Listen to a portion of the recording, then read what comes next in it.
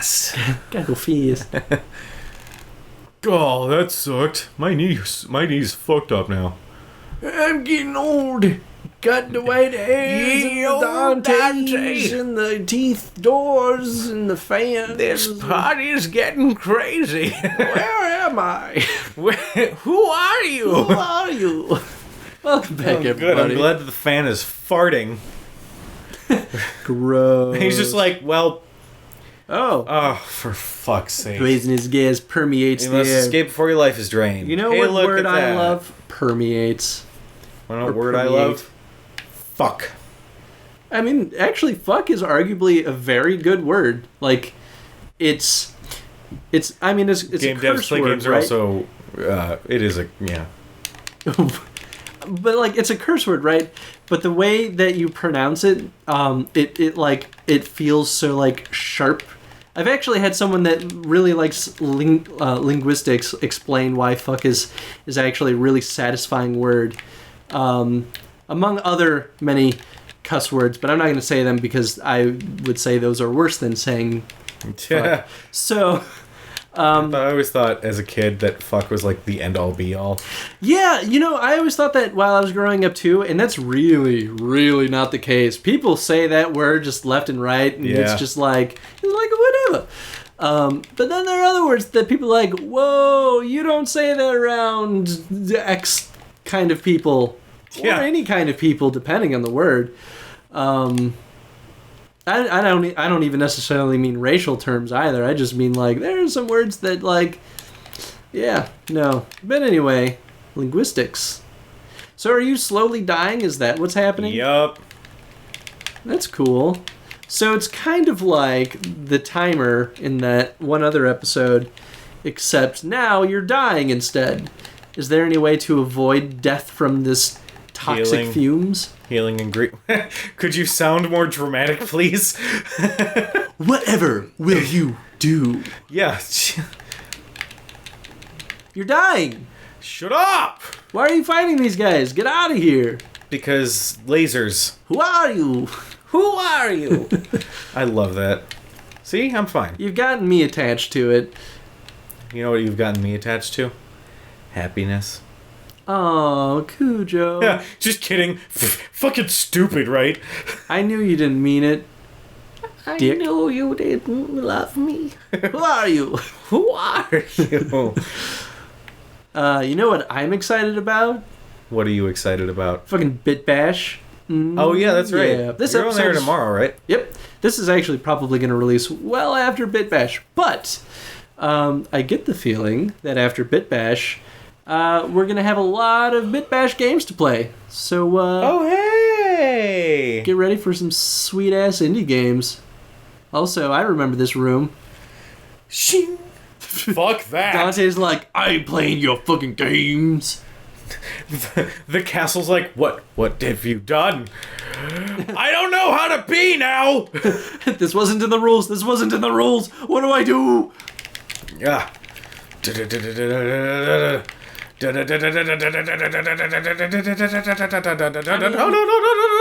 You know, it's pretty fair for Dante to just be like, I ain't playing by the rules. There's toxic gas. I don't got time for this. I mean, yeah. Duh. And swordbirds. Oh, yeah, the swords. The swords. Nice. See what I did? Parried that bitch. So Bit Bash, by the way. Oh, yeah. Bit Bash is it's a small, I don't know if I'd call it a festival, but it's like a indie game event in Chicago. At least right now it's only in Chicago as far as I know. But it's basically this cool little event where a bunch of indie games are showcased. You just go hang out and play a bunch of games, socialize, and yeah, you have a good time. I think some of the developers show up to Bit Bash. I think for some of the lesser known indies, which was really disappointing when I first went, because I honestly thought that a lot of those developers were going to be at Bit Bash, and I was going to be like, hey, I appreciate your work, and now I can tell you that. But they weren't there, so I couldn't do that. But it still is pretty cool. They've been getting bigger, actually, which is really exciting. I hope that Bit Bash becomes a more out-of-state thing at some point where, people are going to be willing to travel to go to Bitbash. That'd be cool. Yeah, right?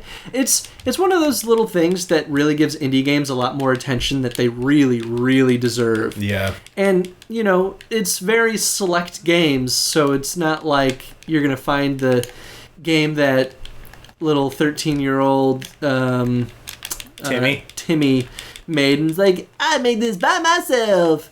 I don't know how to Batman. I don't know how to art or program, but I made a game that works. And it's like, okay, well, those games are great, but they're bad because these people don't know what game design or how to make games yet. It's a learning experience. I like that you're like, I don't know how it works. Like it had a weird rhythm to it. It's like you could totally do a remix of that phrase alone, and it would make a wonderful song. I don't know how that works. How that works. Thank you for that, Kuja. No problem. Thank you for that. Now you're Chris, come back to us. It's going out of control. I can't stop, guys. I remember this room. Yeah, this is where we found Yamato. Oh, it's like we're reminiscing over everything. Reminiscing. Your emphasis is on the wrong syllable. Swords. Oh, and angels. And angles. Why won't you die? So while we're on the topic of indie games, I've been meaning to play more indie games on this channel because, Affinity Archives is an indie development studio, and we claim to be indie advocates, but we actually haven't been playing very many indie games on this show recently. Well, yeah. And part of it's because some of these AAA titles that we've selected are long. And while I would love to start releasing more than one episode a day, that's very hard to do. Yeah. For those of us that have multiple full-time jobs. And also need to be in the recordings because people don't like to record without them. Hi. Hi, guys. But either way, I want to start playing some more indie games. So after Devil May Cry, we're probably going to go back to something indie, and that's totally fine. I'm actually looking forward to that. There's one game I did pick up that I wanted to kind of give a shout out to that I have seen this, Celestial Tales: Old North. It's actually on Steam. It's on the bestsellers list right now. I think it's like $10. Which I got kind of excited about because when I first saw it, I immediately thought of Final Fantasy Tactics, which is totally Nathan's realm. Mm-hmm. Well, the thing is that in terms of the battles and such, it's not tactical. It's more like a turn-based, like a traditional turn-based. Oh, okay. But it's a traditional turn-based that brings a whole lot of homegrown, from scratch content. There's nothing that feels really recycled other than the fact that it's a turn-based RPG. I'm a sucker for classic turn-based RPGs, actually. I'm really intrigued by this one. Their sales pitch was that the fans of the old JRPGs like Final Fantasy VII and Suikoden, and which, by the way, is still one of my top favorites, and I've talked about that plenty of times. I know. Every single episode. Shut the fuck up, Kuja.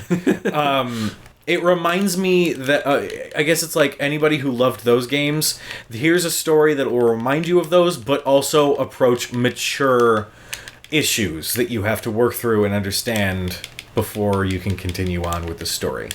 It's supposed to be it's not story heavy, but I mean it's a traditional turn-based RPG. Of course, it's going to have a lot of story involved. It kind of needs it. Yeah, otherwise it's... Because turn-based by itself is not always the most engaging. It's very difficult to make that engaging, and that's actually one of the reasons why I love Breath of Fire.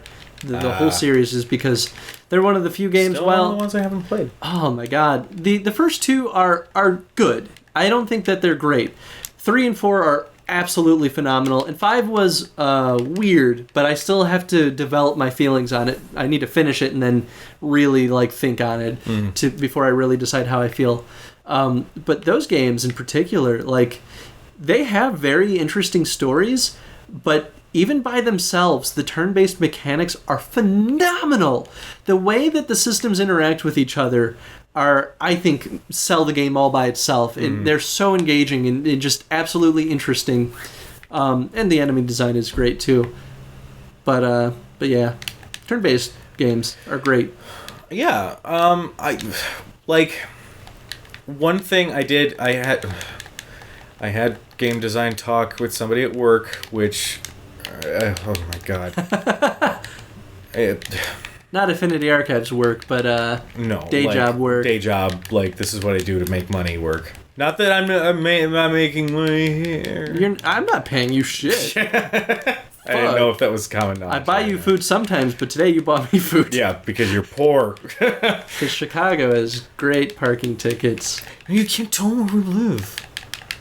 People know we're in Chicago. They can't know. I tag every one of our videos with the location of Chicago. No, they can't find They're gonna find us.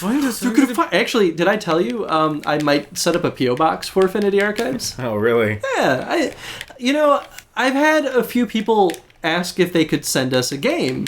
And it was digital, so we wouldn't need a PO box to get it. But if people want to send us fan mail, or send us mail in general, or send us games to play, like it. Say that now, and then we're gonna get an envelope that's just full of dicks. I mean, I'll get a good laugh at that.